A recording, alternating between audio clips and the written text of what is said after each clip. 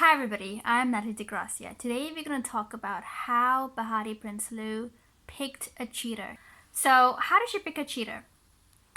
Let's go through Adam Levine's dating timeline, So the story starts in, I think, 2010. At the time, Adam Levine was looking for a girl to star in his video. He wanted a girl, pretty girl, who would do like action stunts.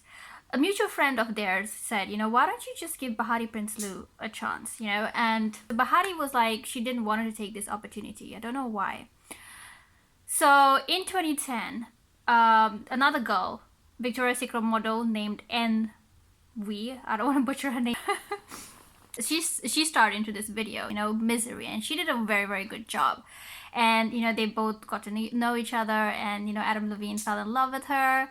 And in 2010, they had this cute moment on Victoria's Secret runway where he comes over and he kisses her, So they were a couple. Envy wanted Adam Levine to commit to her. I think she wanted to get engaged to him. Adam Levine was not into it. He didn't want it to commit at that time. He's young. I'm sure he felt like, it wasn't his time for him to commit. So they both broke up in 2012. 1 month after breaking up with Envy, Adam Levine was seen with Behati Prinsloo. Behati Prinsloo and him were dating, So they were a couple now. Behati Prinsloo basically spoke to this website, and she basically said, that she and Adam Levine exchanged emails. They fell in love over emails, and then, after 1 month, she went to see him because at the time she was living in California and Adam Levine was living in New York. So she went to see him. He was doing boxing or something. And she opened the door and it was love at first sight. That's what they want us to believe, okay? At the time, Behati Prinsloo and her boyfriend of 7 years broke up in February of 2012, okay? And then, Adam Levine's breakup happened in April of 2012, okay? So I, for 1 second, don't believe that these two people started sending emails after their breakup, 1 month. She was like, after 1 month, after his breakup, we were messaging each other. I don't really think so. I think Behati and Adam Levine were emailing each other while Adam Levine was in a relationship with Envy. Or maybe Envy must have brought up commitment, and Adam Levine must have been like, okay, fine, you know what, I'm going to actually email Behati Prince. Given what we know now, that he goes and he messages girl when his relationship is under stress, that is something that he would do, I personally think this pattern of him existed back then as well. There is this source, it said that Behati Prinsloo was kind of jealous of Envy, Okay, so the role for Misery was supposed to go to Behati Prinsloo. For some reason, she didn't take it, okay? I could be wrong, but at the time, she was dating her boyfriend named Jamie Streich, okay? She had been dating him since 2005, and this was 2010. So it was pretty 5 years she was committed to her boyfriend at the time. I guess, I don't know why she didn't want to take this role, but afterwards when she saw, and she was a friend of Envy, I'm sure she must have seen what it's like being in a relationship with Adam Levine. It's probably a good career boost to them. And I'm sure there are some perks to dating somebody who's famous and rich.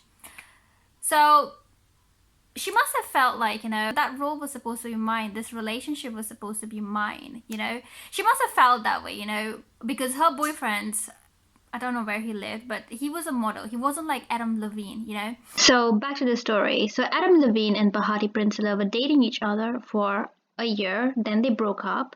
Adam Levine was dating this girl called Nina Acto. She was a model too. After breaking up with Behati Prinsloo, Adam Levine said that he was still thinking about Behati while he was dating Nina Acto, the model. After 2 months, he saw Behati Prinsloo, and he realized that he was still in love with her. Then he got engaged to Behati Prinsloo.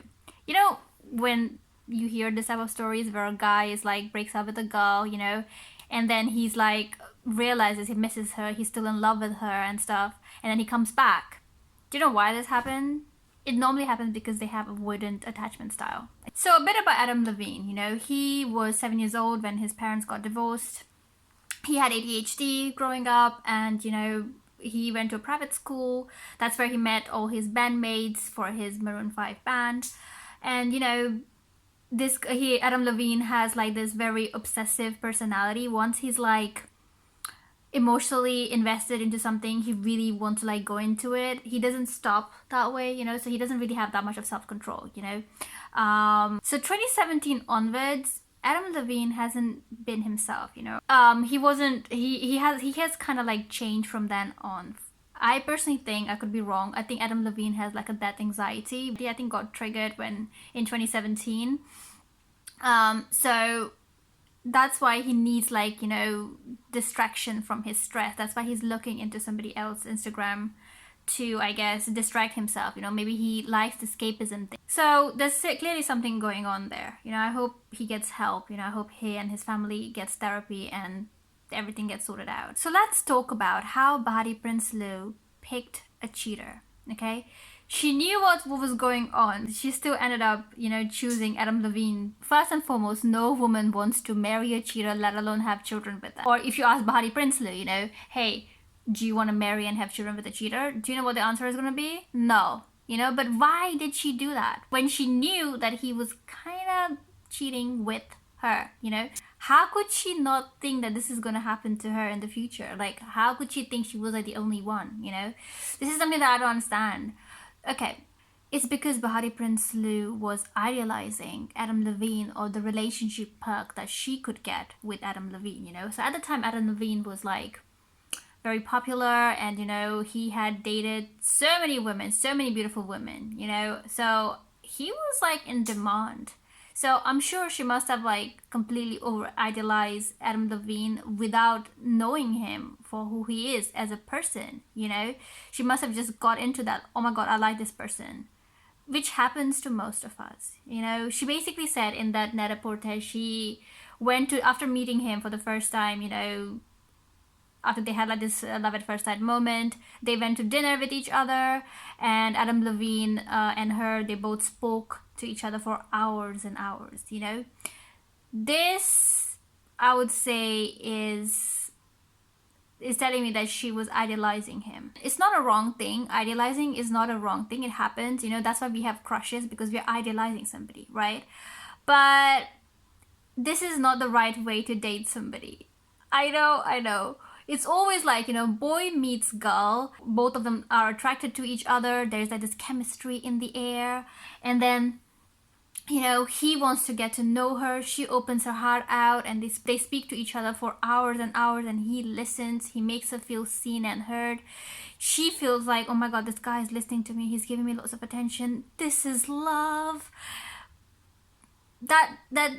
Yeah, and then they get engaged and they get married, right? This is like everybody's love story I've heard so far. And this is, I also believe, before I talked to my psychotherapist friend, I believe this was love too, and I really hate to break people's bubble, but this is not the right way to fall in love. When you're already idealizing somebody, you already have the blinders up, then in the future you get so many blind spots, just like how Behati had them. She didn't think, when she was messaging him and he was cheating with her over emails, she didn't realize that, oh, this could happen to her too. Why? Because there's a blind spot. She did not see that. She was like, I want Adam Levine and the relationship bug, and she was very focused on that. She did not see like what was going on, what kind of a person he was. Why do you think there are so many divorces? There's a reason why. It's because when the chemistry wore off, they were like, you know what, I'm not really interested in you. Do you know the Tinder swindler? Do you know what he did to her? He, invited her to this luxury hotel, and he basically, spent time with her in this hotel and stuff. And he ordered like the best food, best champagne and everything. I think he spent like 20 grand on that hotel room service or something. Yeah, you know what he made her do? He made her idealize him and the lifestyle that he can provide for her, And that's when she was like completely invested, she was like with her blinders on. That's when she was like, oh, okay, you want me to go in debt and give you like another 20k? Don't worry, I will do that for you. And she bought everything that he said, you know, because she wanted the lifestyle, because she liked this Tinder swindler guy, you know. That's the whole point. He used he's the one who like used idealization against the women, you know. I'm not saying every guy is like Tinder swindler, but in most cases, if that's how you guys are, in most cases, that's how we are going to pair bond. We are going to attract somebody who is unfortunately a cheater, you know. So people that do not know, I often speak to a lot of women. I speak to women that are happily in marriage together or in a long-term relationship, and also speak to women that have been separated and women that have been divorced, you know. I always ask these women, you know, women that have been divorced, I ask them, what happened? Why did you guys break up, you know? And they always tell me, they always give me the same answer over and over again, you know. They always tell me that he wasn't the man I thought he was. Always, 98% of the time. And you know why this is? This is because they had idealized him without getting to know him. This is what my psychotherapist friend actually told me. You know, you need to get to know somebody before you actually start idealizing this person. If we are going to like pair bond like how we do now, I don't think any of us are going to be in a happy, healthy marriage with a loyal partner. We are going to choose cheaters, you know, and the whole point of dating is finding the right person, you know, not a cheater. Nobody wants to date a cheater, you know. I just want like the cheater's DNA to go extinct for some reason. I don't know why, you know. If you guys feel like that, subscribe to my channel because I will bring you guys scientific psychologically proven ways on how to choose a better mate. Okay, so lots of videos are coming your way. So my psychotherapist friend actually says that, you know, idealizing somebody and making them your boyfriend, you know, and accelerating this pair bonding process faster is like, you know, you giving your card number, your PIN number to a complete stranger. That's exactly what she sees it as, you know. And idealization, you know, when it blinds you to reality, is a bad thing. So for example, when Behati was like, you know, completely invested in Adam Levine, I don't think she felt like, you know, that she was cheating with him. You know, she didn't feel like, oh my god, this could happen to me as well, and this could be his dating pattern. She didn't think about it, you know. She had like the blinders on, you know. So why does idealization happen? You know, why does it happen? It normally happens when you have like this unhealthy needs and you're not ready to come face to face with your needs. You know, you're not self-aware of like, oh my god, at this moment I'm feeling this, so I need to like get to the bottom of it and feel the pain. So for example, like I am having a crush on this one guy at the moment. He is from, you know, he does calisthenics and he's a gym bro, okay? The way he like moves, you know, the way he does like certain exercises, you know, it's just like, and the way his body is like tight, it kind of reminds, it takes me back to the time when I used to have, you know, that calisthenic type of body. Back then I used to have like such broad muscular shoulders. I mean, not like men muscles, but like, you know, like I have like wide shoulders, but at that time, you know, it was beautiful, you know. It was just like, ooh, I had like shoulders, you know. And now, because I have health issues at the moment and I have to take care of that, I can't like over exercise myself, so we're dealing with that at the moment. I can't have that body.